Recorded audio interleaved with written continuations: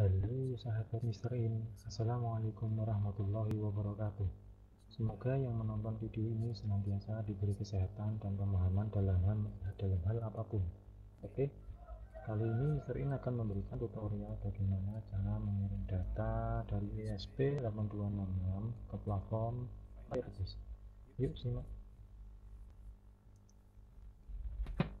Oke, langkah pertama yang perlu kita ketahui bahwa tutorial kali ini membahas bagaimana cara ESP8266 dapat menerima data dari Arduino dengan sensor lebih dari 2. Dan pembahasan ini, Arduino kita ibaratkan sebagai pengirim data melalui serial monitor. Oke, langsung saja.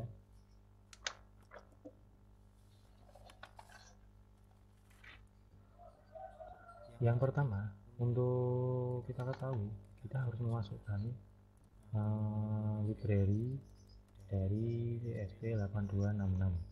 Kita masukkan ESP8266 wiki. Untuk itu bisa didapatkan dari sketch include library dari. Nah, kalau di laptop sahabat belum ada library ESP8266, sahabat bisa mendownload masuk di manage library, include library, masuk ke manage library. Pastikan laptop maupun komputer sahabat terkoneksi dengan internet ya. Kemudian masukkan juga untuk library Firebase nya. Kita masukkan library layanan Firebase ESP8266. Kemudian di sini ada perintah kode untuk boolean parsing sama dengan false.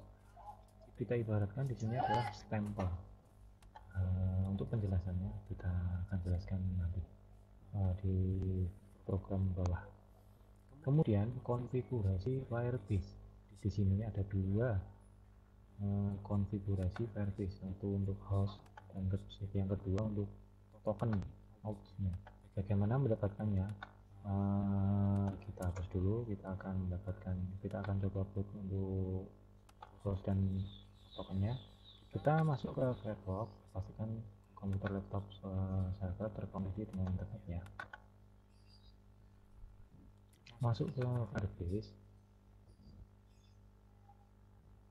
Kemudian jika sahabat belum punya akun Firebase, sahabat bisa membuat akun di sini karena Firebase sudah terkoneksi atau sudah terintegrasi dengan Gmail. Karena saya sudah punya, saya akan masukkan dengan email yang sudah saya punya, kemudian passwordnya. Yang pertama, kita harus membuat hostnya. Kemudian kita akan masuk ke Firebase. Kita ketik add project, klik add project. Kita beri nama project apa? Misal saya beri nama project ayam jantan. Continue. Kita uncheck ini, create project.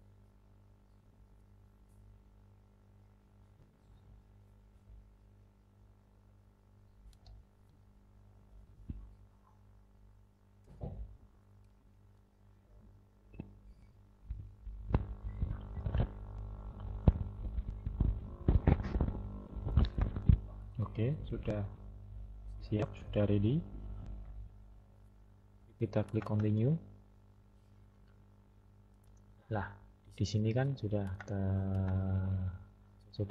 ada ayam jantan yang kita buat. Jadi kita masuk ke real time database.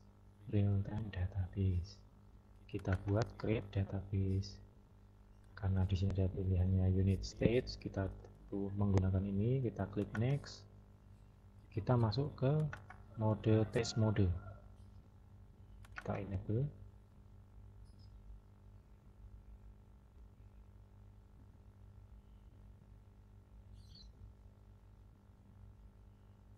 Oke, database sudah terbuat.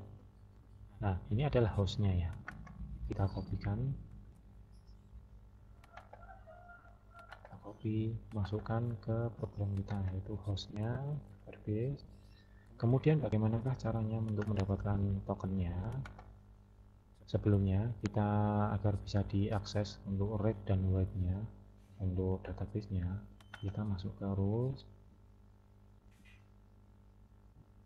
kita ubah ini di dalam tanda petik ini true. Kemudian untuk write-nya, untuk menulisnya, kita setting juga true. Publish, klik publish.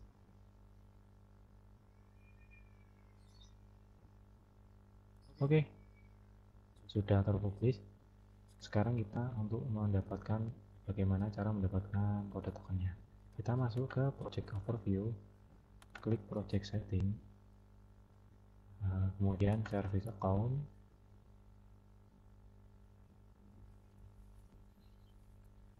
kemudian klik database script. Di sini kita akan mendapati ayam jantan bla bla bla bla, dan titik ini kita tampilkan aja. So kita kopikan scriptnya, ini copy ini, kemudian kita pastekan di program kita. Oke, kita sudah mendapatkan host dan tokennya.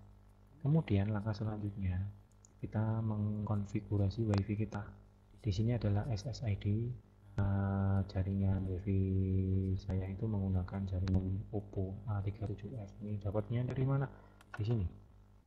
Saya menggunakan HP Oppo A37F. Kemudian passwordnya saya menggunakan ini. Ini jaringan konfigurasi WiFi ini opsional, tergantung dari jaringan WiFi rumah sahabat ya.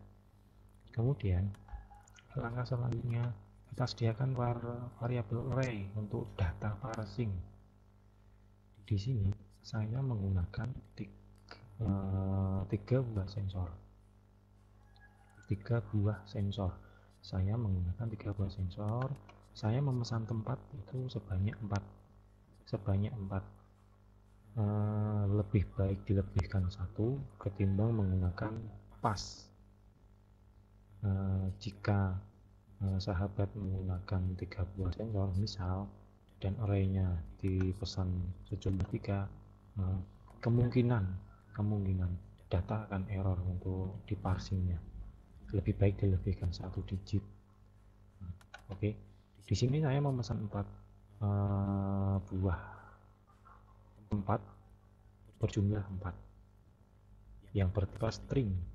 Kemudian di sini adalah data in di sini saya juga tipekan sebagai string, wadah untuk menyimpan.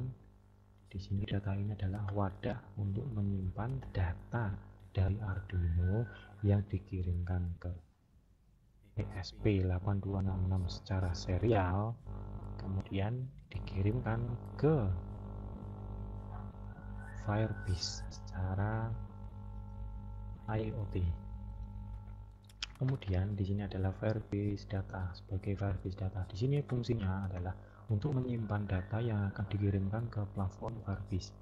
Ini data yang akan disimpan.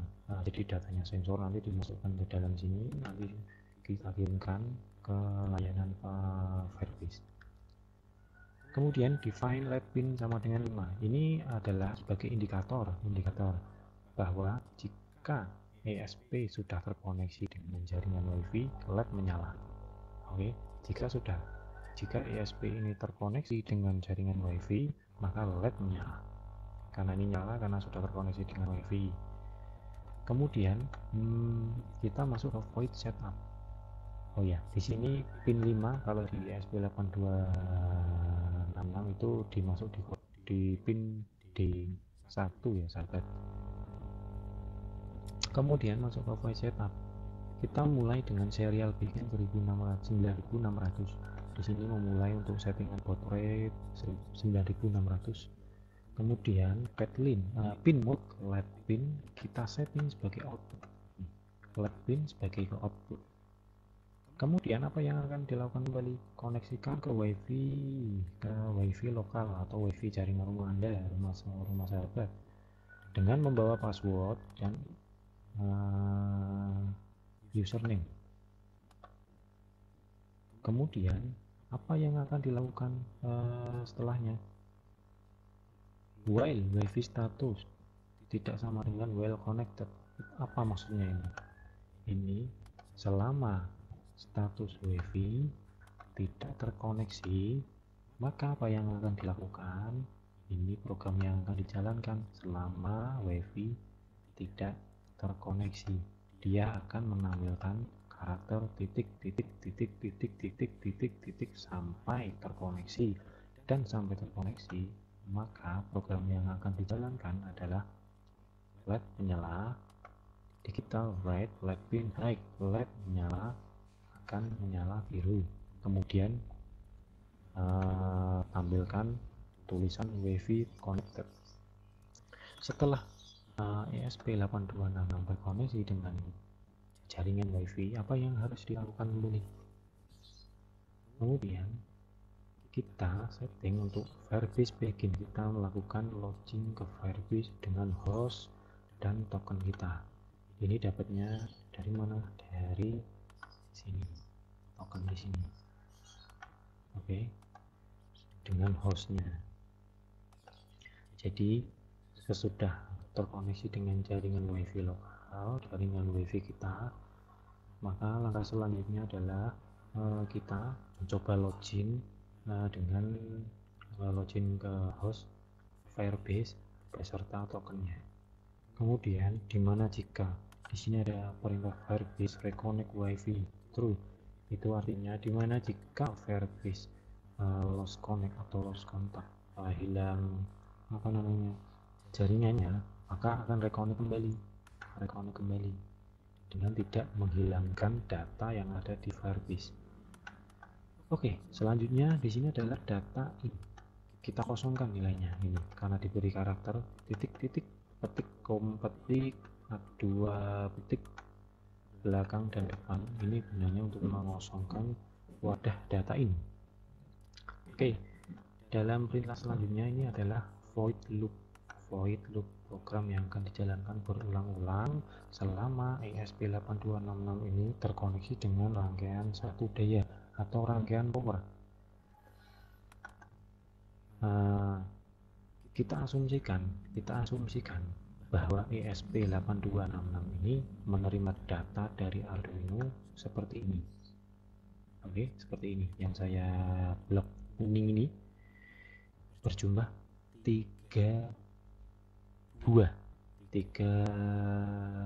data sensor yang dipisah dengan koma, diakhiri dengan tanda pagar.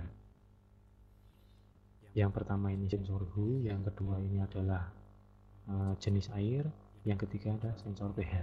Seumpama saya misalkan seperti itu, Arduino mengirimkan data secara serial ke ESP8266, diolahlah data tersebut di ESP8266.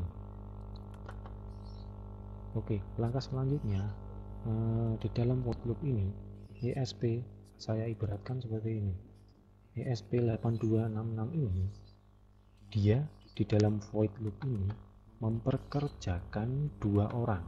Satu, ini tugasnya untuk mengecek apakah ada data yang masuk, kemudian di stempel true, di stempel selesai, dan orang kedua itu dikerjakan sebagai mengecek apakah data tersebut sudah di stempel selesai. Jadi yang pertama, orang pertama itu bekerja sebagai untuk melihat apakah ada data yang masuk dan di stempel selesai. Kemudian orang kedua ini bekerja sebagai apakah data yang sudah masuk itu sudah di stempel selesai. Oke, di sini paham kan? Jadi if serial available lebih besar sama dengan 0, maksudnya di sini adalah apakah wadah serial available ini lebih besar sama dengan 0, apakah ada datanya? Jelas ada datanya, lebih besar sama dengan 0. Lah kok bisa? Karena serial available ini telah menampung data serial dari Arduino seperti ini, ada datanya ini. Jadi data Arduino itu disimpan di dalam serial available itu dengan kode dengan tipe ASCII. Ini kodenya, saya tuliskan seperti ini. Jadi saya umpamakan 30 ini data dari Arduino ini tersimpan di dalam wadah serial ini, dia langsung berformat ASCII. Semisal 3 itu ASCII-nya berapa, kodenya 51, 0 itu kode ASCII-nya berapa, 48, titik itu kode ASCII-nya berapa, 46, koma sekian, 5 berapa, 2 berapa, koma, spasi juga itu kode ASCII-nya berapa, dan seterusnya. Jadi di sini serial available ini itu di dalamnya adalah kode ASCII dari data yang dikirimkan Arduino. Karena memang lebih besar daripada 0, maka program yang dilanjutkan di sini. Nah, di sini kemudian membaca apakah di dalam wadah serial itu dibacalah wadah serial itu dengan berformat karakter. Jadi data ASCII ini dibaca dengan berformat karakter, diubah langsung menjadi sesuai dengan yang dikirimkan Arduino. Arduino itu mengirimkan data seperti ini, murni mengirimkan data seperti ini. Kita asumsikan Arduino mengirimkan data seperti ini dan diterima di dalam serial buffer ESP8266 langsung berformat kode ASCII seperti ini. Kemudian dibaca dengan berformat karakter seperti ini. Jadi datanya sudah membalik lagi seperti ini. Lalu disimpanlah ke dalam wadah bernama in-car. Tipenya karakter. Sampai di sini paham ya? Kemudian saat data sudah disimpan di dalam in-car, datanya in-car ini sudah bentuk seperti ini. Oke. Kemudian data in-car ini dipindahkan satu persatu, huruf per huruf, angka per angka ke dalam data in. Oke.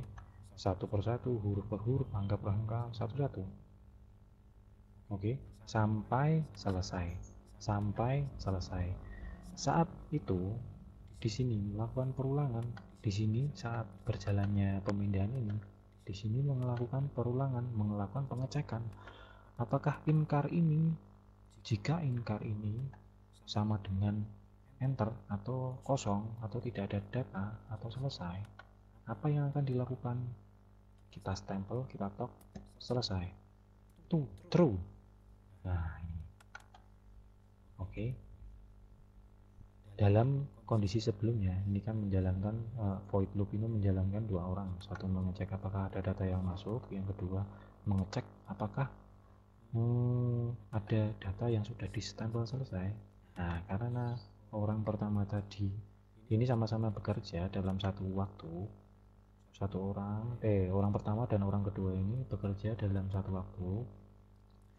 Orang kedua ini mengecek apakah sudah di-stempel selesai. Sudah, karena ini true. Oke, program yang selanjutnya dijalankan adalah di dalam kurung buka kurung tutup ini. Yang program yang pertama dijalankan ini adalah parsing data. Dia memanggil program parsing data. Kita panggil subroutine parsing data.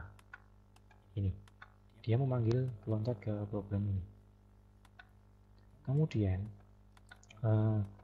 program di parsing data ini belum dijalankan karena ini program loncat ke parsing data sini. Oke, jadi saat parsing data yang kita ketahui bahwa data in di sini kan sudah kita ketahui datanya seperti ini. Itu udah pasti datanya seperti ini. Oke. Apa yang harus dilakukan saat memparsing data? Jadi yang pertama, kita sediakan dulu wadah bernama J bertipe integer. Kita kosongkan nilainya, kita isi 0 atau kosongkan. Kemudian kita tampilkan data ini. Nah, kita tampilkan data ini ke dalam serial monitor. Kemudian kita buat array data bertipe bernama J dan kita kosongkan. Gunanya buat apa? nanti kita jelaskan. Kemudian saat data sudah masuk di dalam parsing data, di sini ada kode perintah yaitu for, perulangan. Di sini gunanya untuk apa? Untuk melihat, untuk memparsing, untuk memisah mana data yang harus masuk ke kolom 0 atau ke dalam kardus 0 atau masuk ke dalam indeks 0 atau dan seterusnya. Jadi diparsing, dipilah-pilah, diambil satu, dimasukkan ke kolom 0, kemudian data ini dimasukkan kolom 1, data ini dimasukkan kolom 2 dan seterusnya. Itu gunanya di dalam for. Jadi kita buat i sama dengan 0 bertipe integer. Kemudian kita buat i melakukan scanning, yaitu i, apakah i kurang dari sama dengan panjang data in. Ya betul, i memang kurang dari panjang data in. Apa yang akan dilakukan? I ditambah. Kalau di dalam software, secara software yang kita ketahui, i itu ditambah satu ya. Kalau dalam bahasa saya tidak seperti itu. Kalau dalam bahasa saya, i itu mengambil data in satu kali, yaitu mana? 3. Jadi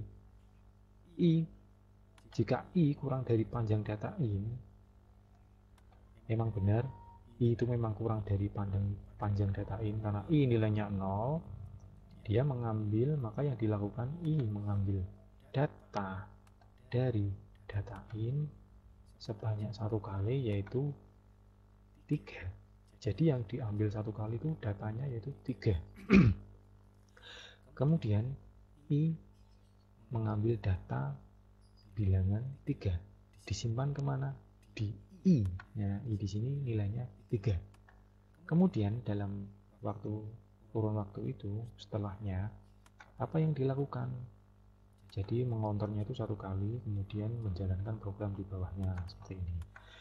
Mengecek jika data in i apakah ketemu yang namanya karakter pagar atau koma. Tidak, karena i tadi mengambil data 3, bukan pagar dan koma, maka tidak terpenuhi kondisi di sini. Jadi melompatnya ke sini, program akan menjalankan di sini. Jadi saya asumsikan, kita kosong dulu. Jadi data i yang isinya 3 tadi dipindahkan ke array data J. Ya, maksud di sini tadi adalah kolom. Kolom itu menyatakan suatu kolom, entah itu kolom 0, 1, 2, 3, 4 dan seterusnya. Jadi data 3 ini kita masukkan di dalam kolom 0, karena array itu dimulai dari kolom 0, maka data 3 ini masuk ke dalam array kolom 0. Jadi data ini akan masuk seperti ini, 3.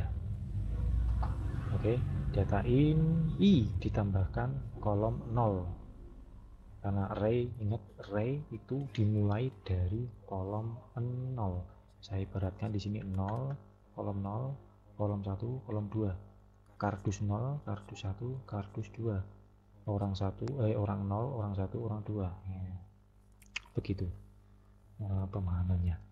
Kemudian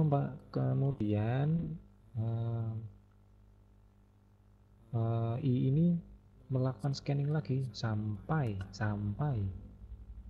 melakukan scanning sampai ini selesai, sampai ketemu pagar, dalam arti jumlahnya ada berapa?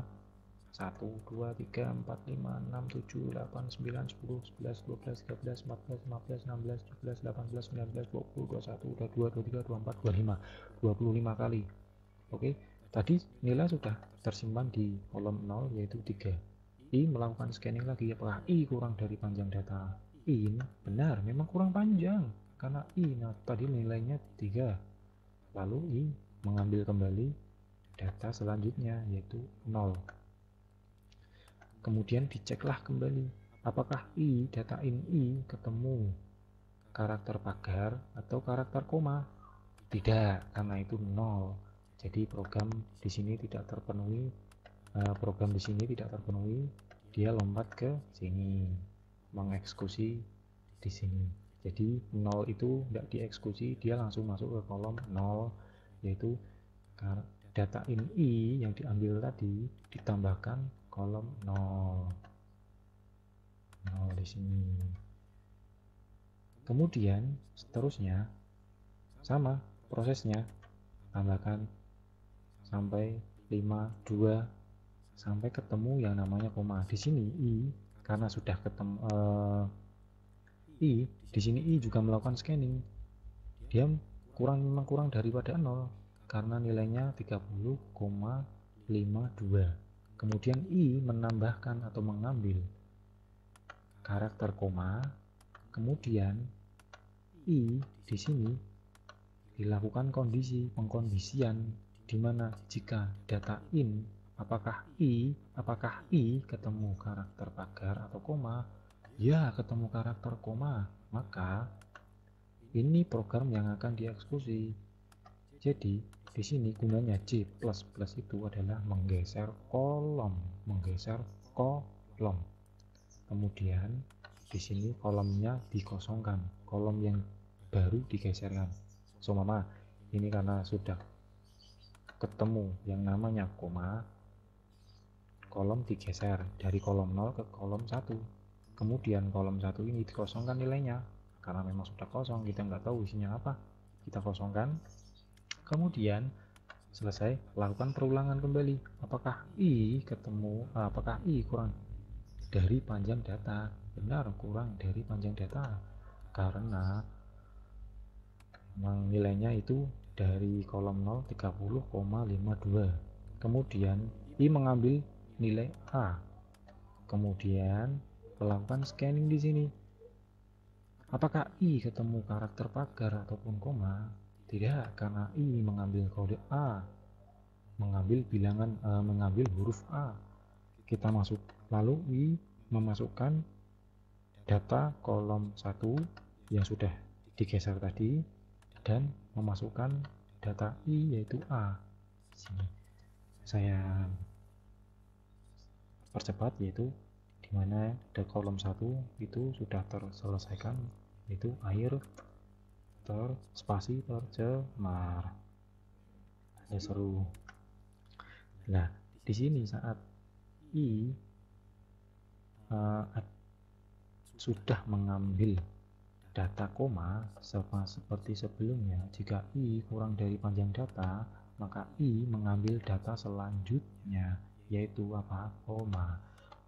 Kemudian saat itu diceklah perulangan, diceklah kondisi di mana i tadi mengambil data apa. Jika i apakah mengambil data koma ataukah pagar? Ya, karena i mengambil data koma, maka C ditambahkan alias kolom digeser. Kemudian kolom yang digeser itu dikosongkan, jadi pindah ke kolom 2. Kemudian isinya sama seperti sebelumnya, 7,09. Yang terakhir, apakah karena datanya hampir selesai, jika i kurang dari panjang data, karena panjang data itu kalau kita lihat tadi jumlahnya 25, jika i itu mengambil kurang dari panjang data yaitu 24 atau 9, memang benar nilainya i segitu, berarti i kurang dari panjang data, maka i ditambahkan, yaitu dia mengambil data terakhir, yaitu pagar. Ya, jika ini i ketemu yang nama pagar, maka program digeser, kolom digeser, lalu dikosongkan, alias program sudah selesai. Jadi karena kita tadi memesan 4 array, jadi program tersebut selesai, kita anggap selesai. Karena sudah selesai program di sini, kita lanjut ke dalam sini, menampilkan nilai sensor yang sudah kita parse, yang sudah kita tata misalkan nilai suhu itu kita taruh di kardus 0 atau tempat 0, wadah dengan nomor 0, dan jenis air kita masukkan di dalam wadah nomor 1, dan pH air kita masukkan di dalam wadah 2. Ini kita tampilkan di serial monitor. Formatnya seperti ini, serial print suhu dengan nilai nanti yang di serial print learn itu array data 0. Jadi datanya ini, data suhu ini itu di data array index 0 gitu. Begitupun seterusnya. Kemudian apa yang akan dilakukan? Oh ya, seperti saya jelaskan sebelumnya, saya umpamakan seperti ini. Data in seperti penjelasan sebelumnya, ini adalah kolom 0, indeks 0. Ini adalah kolom 1, indeks 1, atau kardus atau tempat wadah 1. Intinya ini array dimulai dari 0, 1, 2, dan seterusnya. Jadi kita sudah menempatkan sesuai dengan keinginan kita bahwa suhu kita tempatkan di kolom 0 atau di tempat wadah 0, air tercemar kita tempatkan di kolom 1, dan nilai pH kita tempatkan di kolom 2. Kemudian apa yang dilakukan karena sudah kita parsing, kita telah tempatkan di tempat-tempat masing-masing, kita sediakan wadah untuk mengirimkan ke layanan Firebase.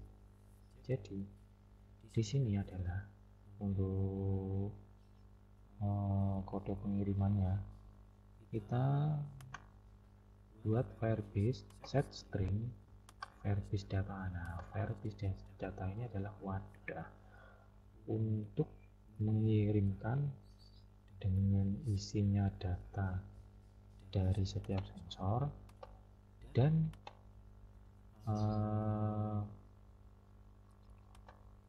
untuk menuliskan karakter di dalam Firebase. Ini karena dibuat dengan karakter petik 2 petik atas ini ya. Ini tujuannya untuk membuat membuat nama di layanan Firebase. Jadi ini maksudnya adalah data 0, data indeks 0 atau wadah dengan nomor 0 kita kirimkan dengan nama suhu air, ditampung di Firebase data lalu dikirimkan. Yang kedua sama, data air tercemar yang berada di indeks 1, kolom 1 ataupun wadah 1 dengan nama jenis air disimpan di Firebase data, kemudian dikirimkan ke layanan Firebase. Begitupun seterusnya. Kemudian kita kosongkan kolom 0, 1, dan 2. Jadi di sini kita kosongkan lagi karena sudah selesai, kita kosongkan. Jadi nilainya kosong lagi agar bisa menerima data dari Arduino kembali. Lalu program setelah selesai dikosongkan tadi arraynya, tempatnya, wadahnya, program akan menjalankan di sini. Parsing akan distempel ulang, di restart ulang, false. Jadi menerima data baru, kita stempel baru, selesai. Kalau sudah diparsing selesai bla bla bla, nanti stempel kita buat ulang kembali untuk menerima data yang baru kembali. Kemudian data ini dikosongkan kembali, begitu seterusnya. Untuk melihat hasilnya, kawan, kita akan coba simulasikan. Akan saya upload dulu ke ESP8266. Oke, proses compiling sedang berjalan. Kita masuk ke dalam real-time database dulu ya. Karena kita sudah mendapatkan host dan tokennya, ini nanti akan tampil seperti yang kita buat.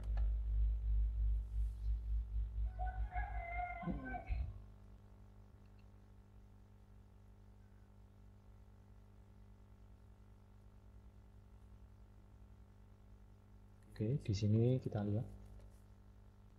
Oke, di sini kita lihat LED sudah mati. Proses upload 50, 54, 59,